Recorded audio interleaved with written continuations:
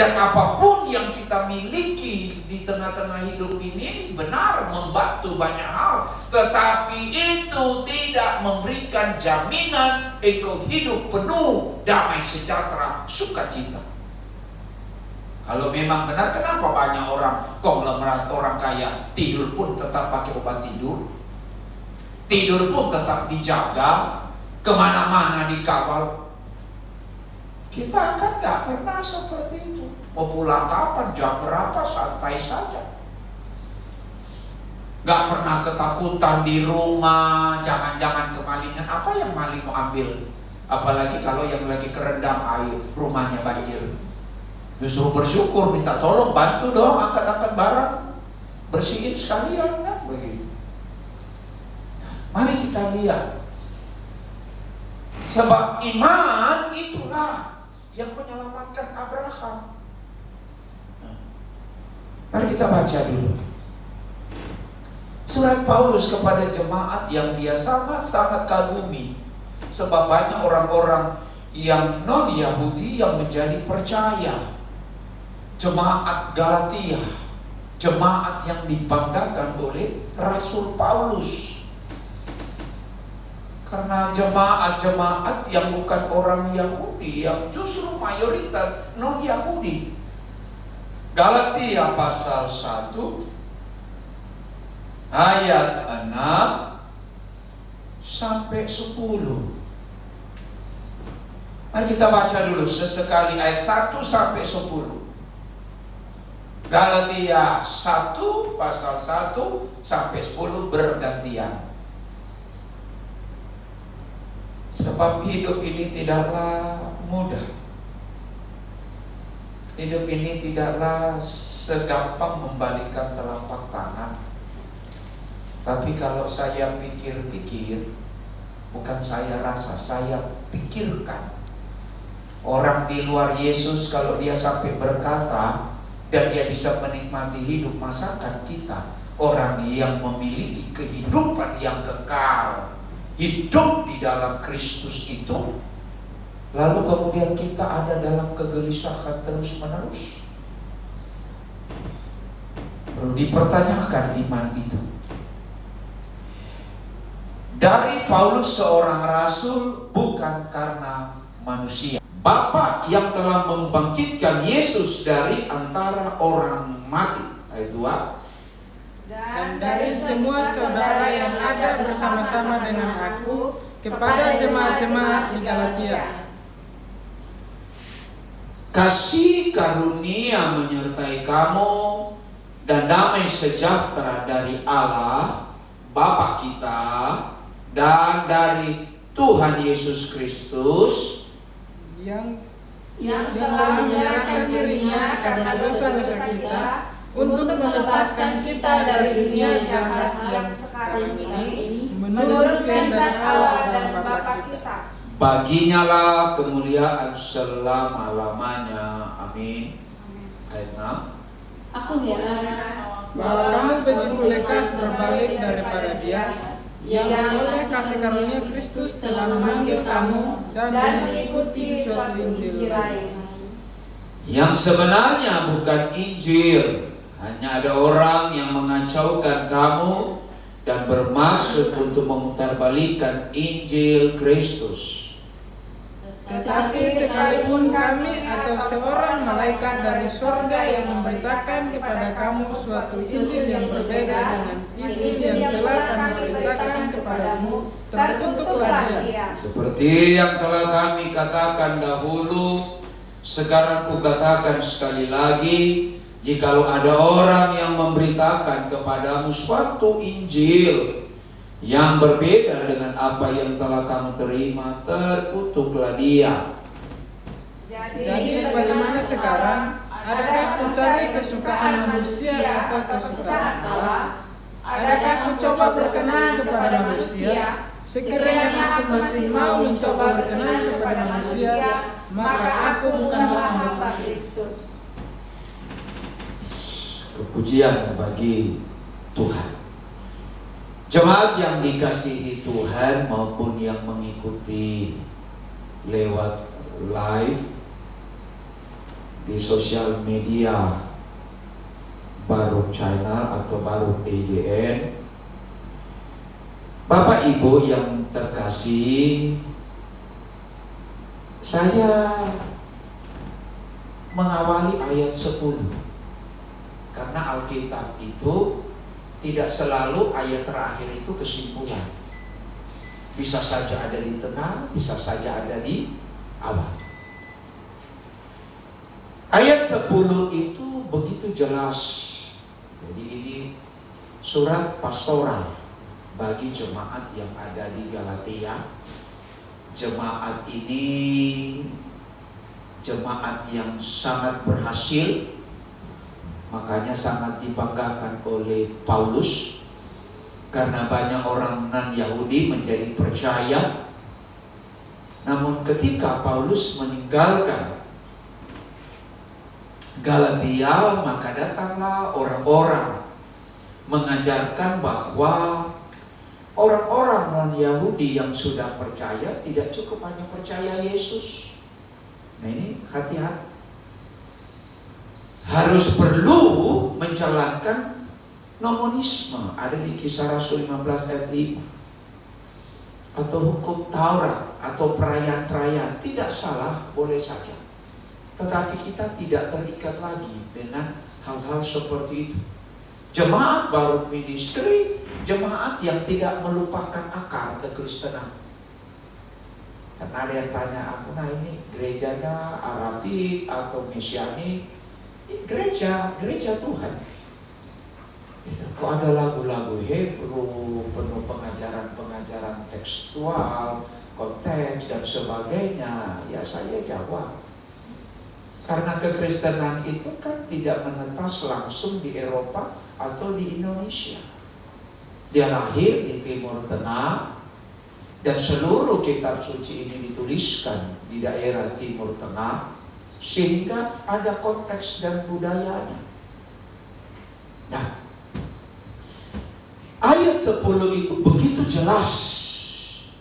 Paulus bilang, adakah ku cari kesukaan manusia atau kesukaan Allah? Kesukaan aku, kemauan aku, keinginan aku yang terpenuhi, atau keinginan kemauan Tuhan yang Tuhan mau dipenuhi dalam hidup kita. Sebab katanya di sana, kalau aku masih mau mencoba berkenan kepada manusia, maka aku bukanlah hamba Kristus. Jadi jangan menyenangkan diri, menyenangkan orang lain, lalu kemudian kita memburangkan sebagai hamba Allah, hamba Kristus yang memiliki iman dan keyakinan, sekalipun di tengah-tengah badai kehidupan kita harus dan tetap percaya. Ternyata orang-orang yang datang, para pengajar-pengajar Yahudi yang masih setengah-setengah percaya Yesus tapi masih memegang nomonisme Yahudi, mulai menggerogoti jemaat di situ. Mulai bilang, Paulus itu dia bukan rasul sebagaimana Andreas, Yakobus, Yohanes, Petrus, khususnya 3 tokoh yang memegang gereja pusat di Yerusalem yang ditabiskan, diteguhkan oleh Yesus sendiri. Sehingga Paulus menegaskan ketika dia mendengar itu persoalan terjadi, dan sebenarnya apa yang terjadi di gereja kekinian juga mirip. Begitu banyak pengajaran menggerogoti, tidak puas dengan Alkitab, seolah-olah dia menemukan sesuatu yang paling baru, yang paling hakiki, membenarkan ajarannya, lalu seolah-olah ingin mengungkapkan bahwa apa yang diajarkan Alkitab masih kurang cukup di internal Kristen. Saya mau kita semua di sini percaya bahwa Alkitab ini tidak ada kurang-kurangnya. Amin. Ya.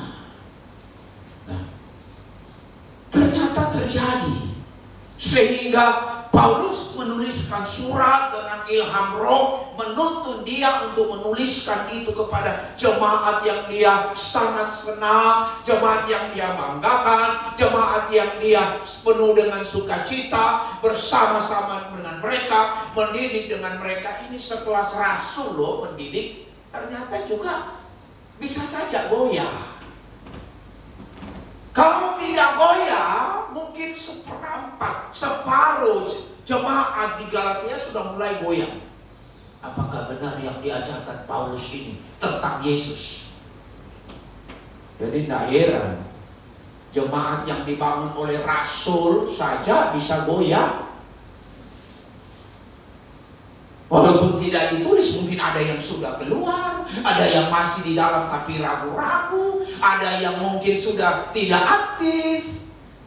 Sehingga itu mendesak dia untuk kemudian dia menuliskan di sana untuk menyelamatkan jemaat yang mulanya bukan orang percaya, bukan keturunan Ishak Yakub, bukan orang Yahudi yang percaya Yesus.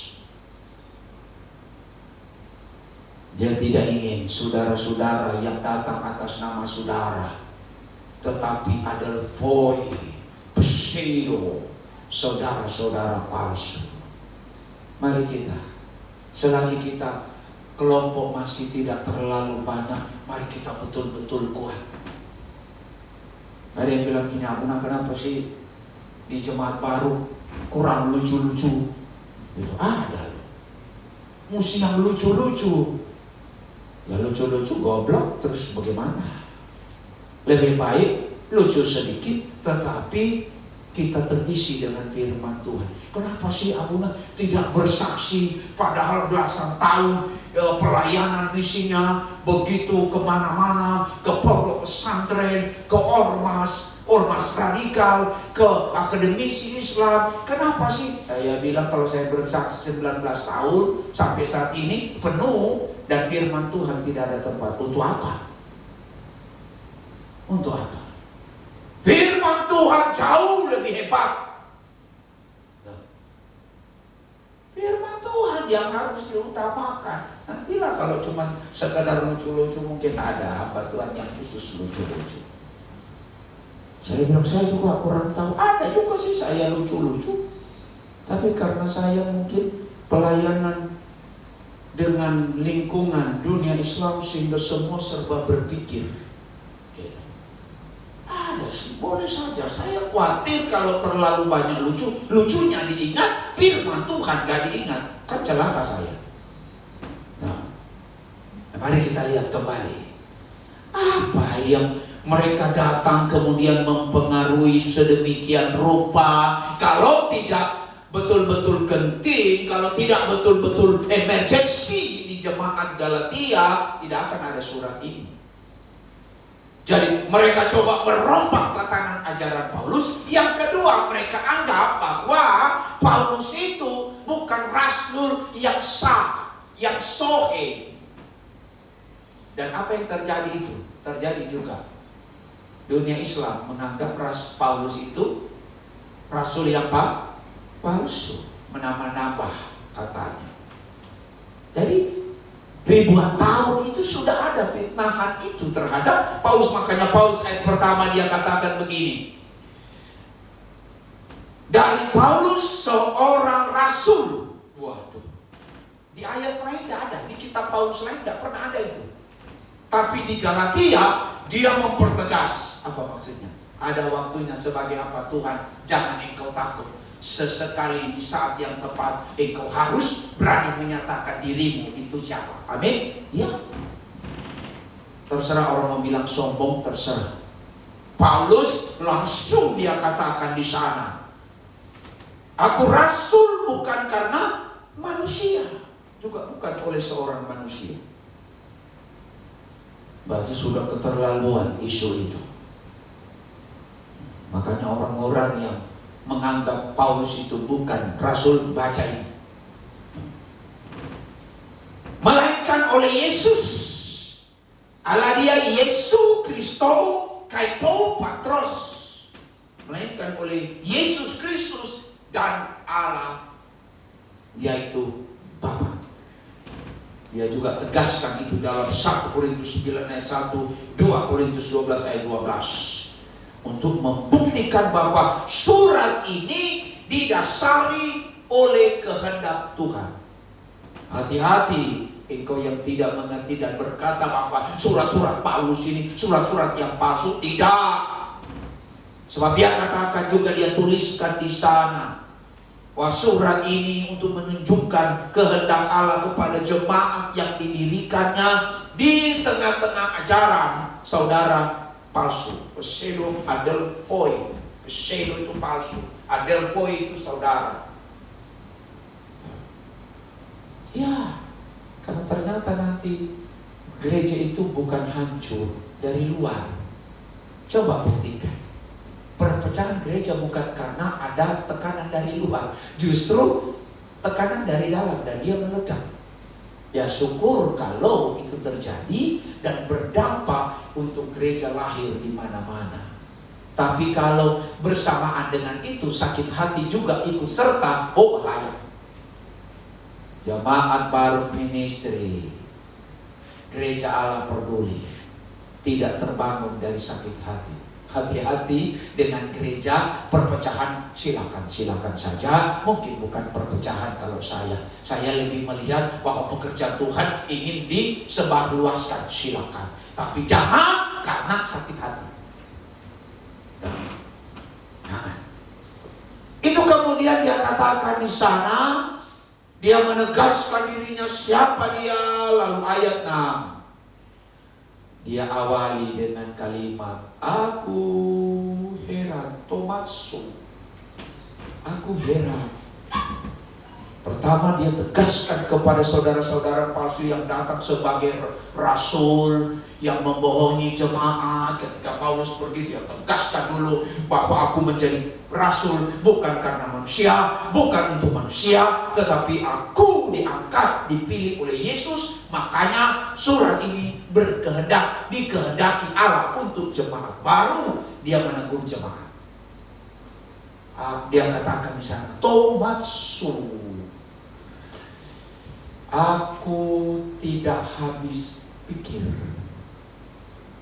Baru kemarin aku datang, aku bangun bersama-sama dengan tua-tua yang ada.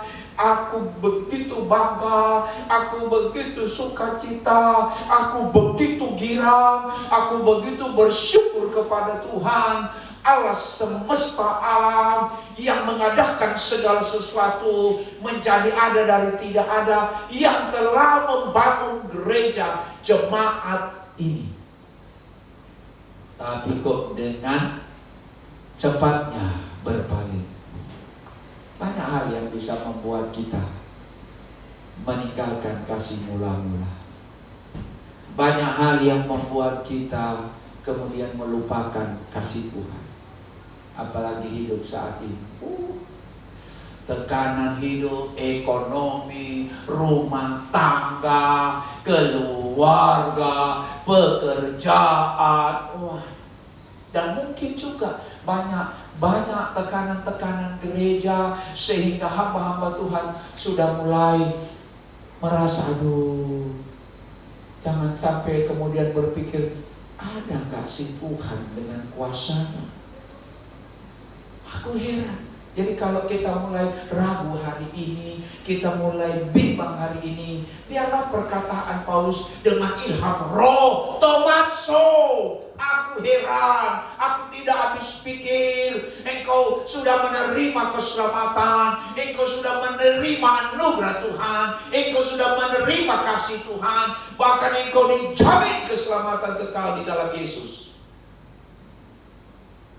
Kok hanya karena persoalan-persoalan hidup kemudian engkau meragukan aku, meragukan Yesus, meragukan Tuhan?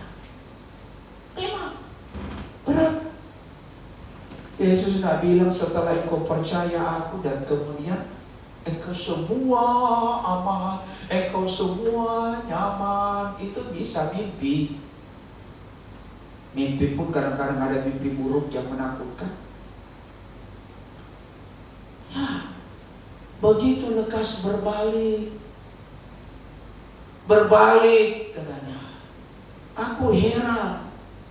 Awalnya engkau bersemangat. Makanya tolong, mau diingatkan, apapun pergumulanmu hari-hari ini, jangan pernah engkau berbalik dari panggilanmu untuk melayani Tuhan. Jangan pikir gembala, pendeta itu, aduh, cuma gembala, pendeta tidak mau curhat saja dengan jemaat. Memang banyak hal. Tapi apa yang terjadi dengan jemaat Galatia? Karena mereka ingin meninggalkan mula-mula, kasih mula-mula keyakinan mereka kepada Yesus, hanya karena dipengaruhi orang. Mungkin kita tidak dipengaruhi oleh ajaran lain. Kita begitu kokoh, kita begitu kuat, tetapi mungkin keadaan kita, masalah kita, sakit penyakit kita, persoalan hidup kita seolah-olah menggetarkan, menggoncangkan, dan menyingkirkan Tuhan melalui iman kita dalam hidup ini. Mari, engkau yang menyaksikan, mengikuti ibadah, biarlah perkataan Paulus yang saya percaya sebagai ilham Roh Kudus mengingatkan kita, menyadarkan kita, dengan tegas dikritik dan dipermalukan jemaat Galatia, seperti tidak percaya kepada jemaat yang didirikannya. Terkadang kita begitu. Makanya banyak orang sudah melayani pergi, tinggalkan pelayanan. Karena seolah-olah apa yang aku dapat dari melayani itu, aku malah tercapek. Malah ini dia mulai hitung. Dia lupa kalau Tuhan hitung satu saja. Nafas yang aku punya aku ambil, selesai hidup. Banyak berhitung. Mungkin mereka pikir, aduh, lebih baik ini ikut saja sini, kita tidak usah di dalam bimbingan Paulus, kita keluar saja, kita pergi saja, kita cari yang lebih nyaman, kita cari yang lebih enak. Sehingga Paulus mengatakan, aku tidak habis pikir ketika engkau sedang menerima firman, engkau begitu semangat, engkau begitu teguh. Tetapi ketika aku pergi, maka engkau mulai goyah. Semangat dalam keyakinan yang baru di dalam Yesus, yang memerdekakan dari hidupmu yang lama. Tapi sekarang, kata Paulus, masih ayat 6, kamu begitu lekas, autos tacheros, begitu cepat. Ya, begitu cepat. Begitu cepat. Seolah-olah awalnya dengan semangat melayani yang luar biasa, setia yang luar biasa, memberikan kesan, waduh, ini orang-orang yang setia dengan Tuhan, melayani Tuhan, ini mereka tidak tergoyahkan. Tapi ternyata tidak. Loh, ini jemaat yang dibangun Paulus, bukan oleh Abuna Andreas yang tidak ada apa-apanya. Saya membaca ini menghibur juga hatiku, sekaligus merenungkan bahwa kalau jemaat yang dibangun Paulus saja bisa nyaris kocar kacir dengan begitu lekas, tacheos itu seperti kedipan mata. Bagaimana tidak? Paulus dengan mengajar, dengan memberikan sesuatu untuk pertumbuhan jemaat, tiba-tiba dengan secepat itu mereka menjadi berpaling. Apa itu? Berpaling. Berpaling. Berpaling itu berbalik. Dari yang menghadap Tuhan lewat jemaat yang dibangun oleh Paulus, dia berbalik. Berpaling. Matatiheste. Berbalik. Berapa itu? 190 derajat. Kalau 120 balik lagi. Dia balik. Dari yang sukacita, dari yang penuh kegembiraan, bisa-bisanya kemudian berbalik, bahkan mempengaruhi orang dan orang. Dari apa? Daripada dia yang lain. Berbalik apoto daripada Yesus kepada apa? Heteron. Heteron itu yang berbeda, yang lain. Memang ikut Yesus itu. Sebab manusia itu sifatnya apa? Selalu mau bukti, mau lihat. Kalau boleh real. Yang ada aku percaya. Sementara cara Tuhan bekerja menurut Tuhan yang ajaib. Tidak selalu, kalau saja dia mau bisa. Tuhan, aku lagi butuh ini. Bisa saja Tuhan dalam langsung jadi. Tapi kalau begitu cara, artinya kita bukan murid Tuhan. Yesus yang jadi muridnya kita. Sebab harus mengikuti apa maunya kita. Tapi ingat, kita adalah murid. Yesus adalah guru. Kita harus mengikuti keinginan guru itu. Sebab dia yang lebih tahu. Jemaat di Galatia tidak. Memang itu. Memang mengikuti Yesus itu tidaklah semudah. Terkadang kami hamba-hamba Tuhan juga ada titik-titik di mana seolah-olah ketika menghadapi pergumulan ada hampir nyaris hopeless, putus asa. Untuk apa ke gereja? Hidupku tidak berubah, pekerjaanku tidak, jabatanku tidak naik, ekonomiku tidak, semua tidak. Dia lupa. Saya ingin kasih tahu. Kita bekerja apapun itu, sesuatu yang nampak. Tapi di balik sesuatu yang nampak, yang kita sedang kerjakan, yang kita sedang upayakan, yang kita sedang setiakan, yang kita sedang lakukan, Tuhan sedang bekerja. Makanya lagu tadi melihat dengan mata iman. Kalau mata jasmani sebatas tembok. Di balik tembok kita tidak bisa lihat. Tapi Tuhan bekerja di balik tembok, di balik mata jasmani yang kita mampu untuk melihat.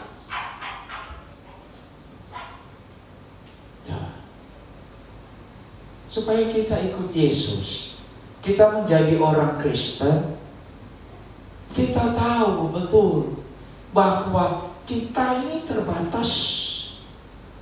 Yesus melihat jauh daripada apa yang kita lihat, apa yang kita upayakan mungkin sejengkal, dia sedang menyiapkan 10 jengkal. Tapi kita tidak mau sabar.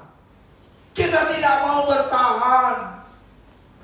Untuk kemudian biarkan dia yang jauh melihat ke depan untuk saudara dan saya.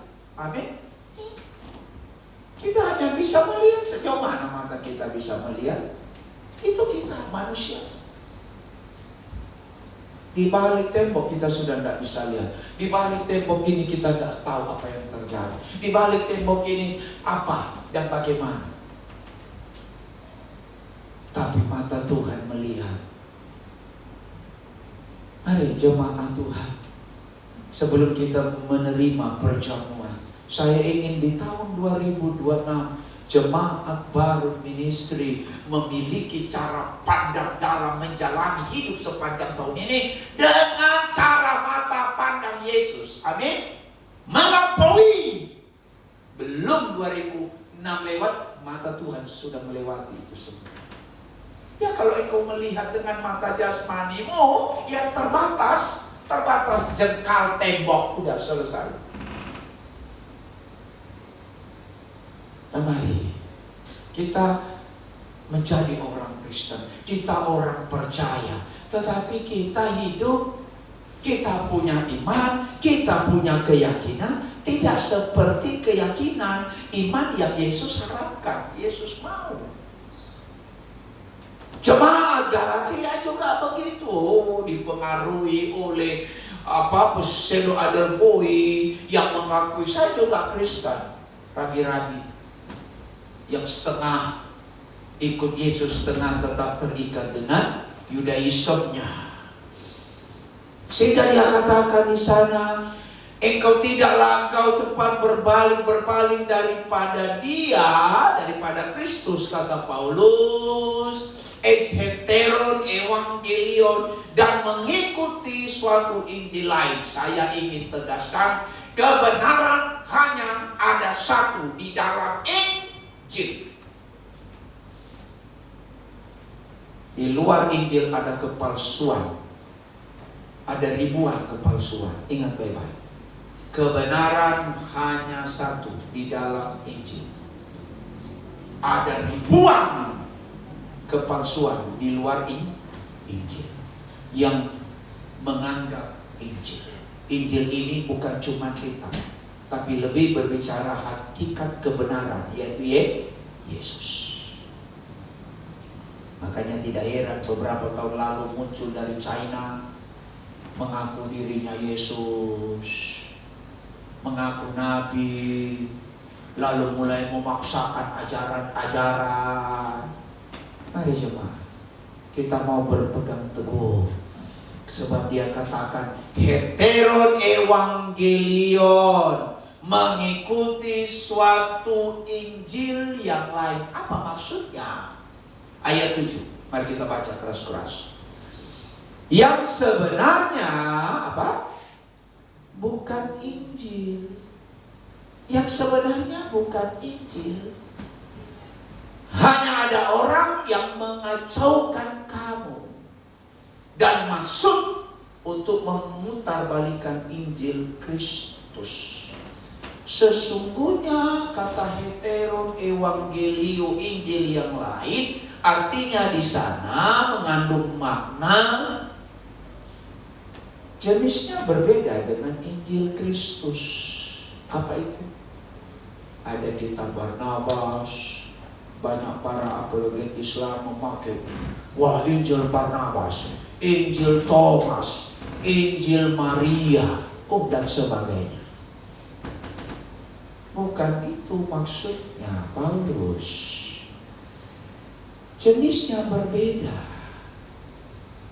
Sebab ujung-ujungnya Injil yang dimaksudkan oleh Paulus, Injil itu bukan berbicara buku, tetapi berbicara pribadi Yesus.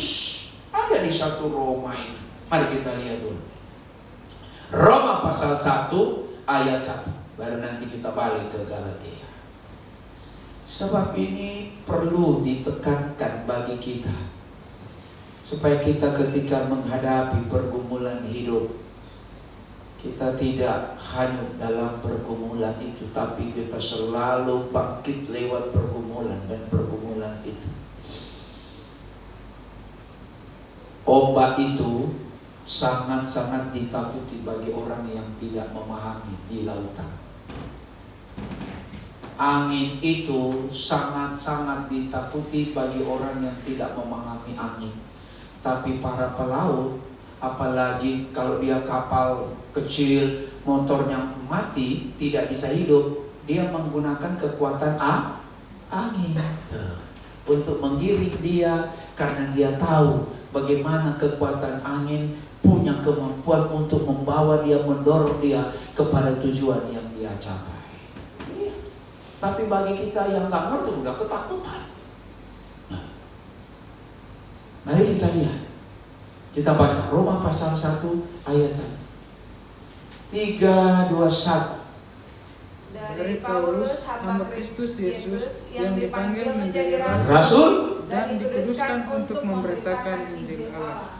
Tuhan, Injil itu Telah dijanjikannya sebelumnya dengan perantaraan nabi-nabinya dalam kitab-kitab suci. tentang Anaknya yang menurut daging diperanakan dari keturunan Daud. ya. Jadi Injil yang dimaksudkan oleh Paulus itu tentang anaknya. Tentang anaknya, bukan tentang kitab. Sebab waktu Paulus menuliskan surat ini, perjanjian baru, surat-surat Paulus belum dikanon jadi kitab. Jadi yang dia maksudkan hetero evangelio, Injil yang berbeda, artinya ada dua. Injil yang dimaksudkan kitab mirip-mirip seperti orang pakai Injil Barnabas. Oh, ini yang betul daripada Injil yang dipalsukan oleh Paulus. Ini Injil Thomas. Betul, nama-nama itu ada yang murid, ada ibunya Yesus, orang-orang yang dituliskan di dalam Alkitab. Tetapi orang-orang ini kalau pun menuliskan surat, namanya apokrif, catatan-catatan gereja awal yang dituliskan juga oleh para murid, tetapi tulisan itu tidak menjadi bagian kanon dari Alkitab. Ada pseudo Barnabas, surat Barnabas, tapi tidak dikatakan Injil. Jadi berbeda. Yang kedua, Injil yang dimaksudkan oleh Paulus pribadi Yesus, bukan buku. Dan terbukti. Saya tidak pernah tuh yang heboh ada datang mengakui sebagai Siddhartha Gautama, ada datang mengakui sebagai Nabi Muhammad. Tidak ada. Tapi banyak yang terjadi di Korea, di Cina yang datang mengakui sebagai Yesus. Tuh. Hetero evangelio, pribadi yang berbeda. Kalau cuma sekedar nama, orang-orang Portugis, orang-orang Spanyol, mungkin juga di Timor Leste ada pakai nama Yesus, pemain bola de Jesus juga ada. Oh, itu sebabnya. Jadi dikatakan di sana apa sih sesungguhnya tujuan itu? Ayat kita baca di sana. Ayat kembali ke pembacaan semula ayat 7. B.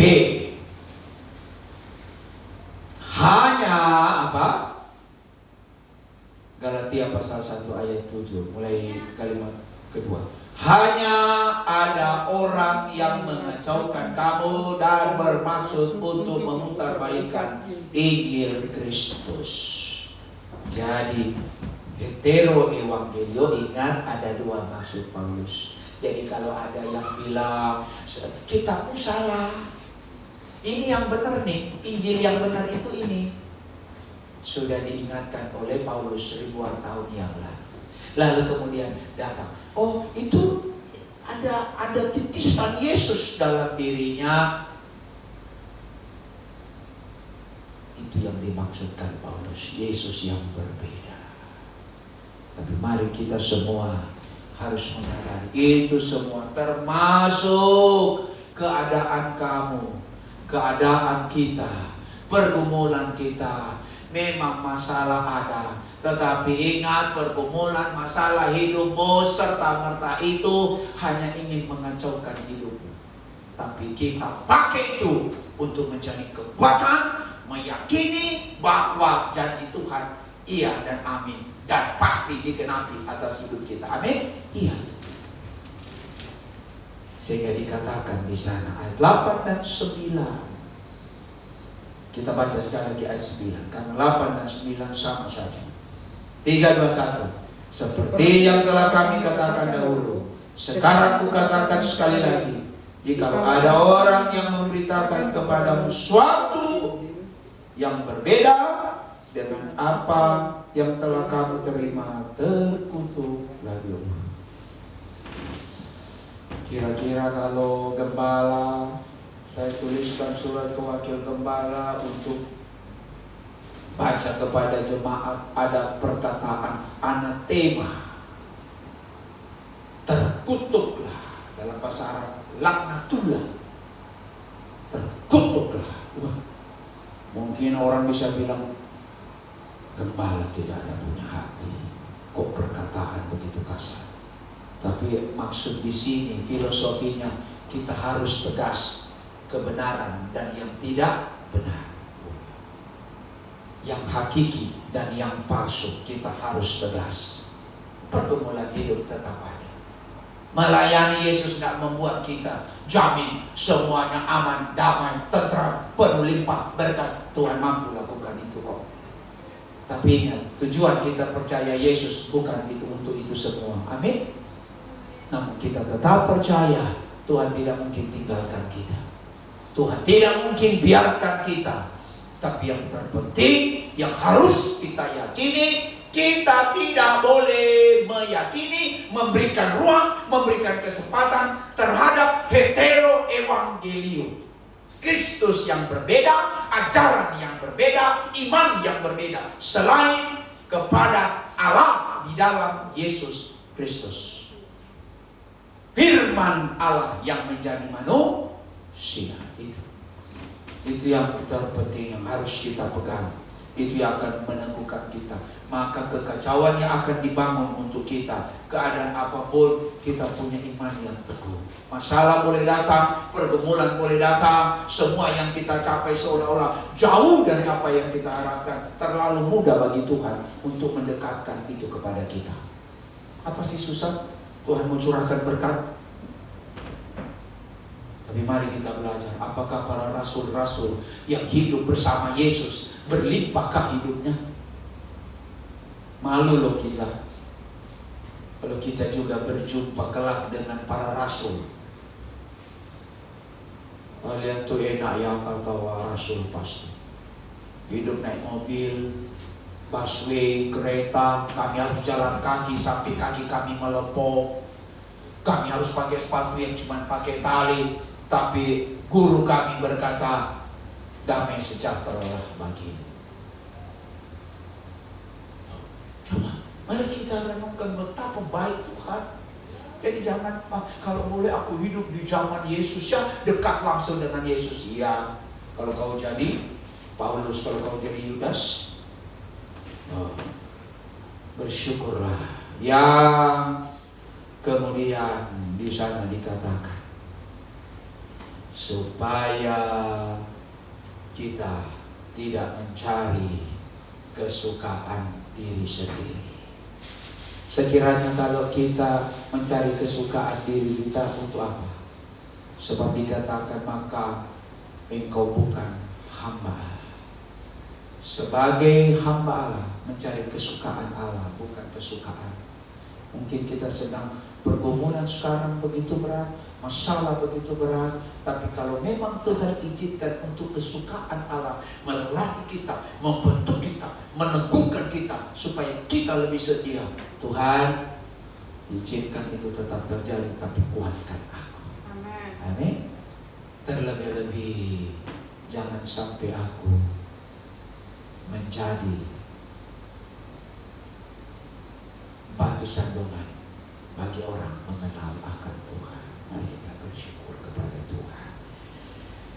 Terpujilah Tuhan, Raja semesta alam. Amin.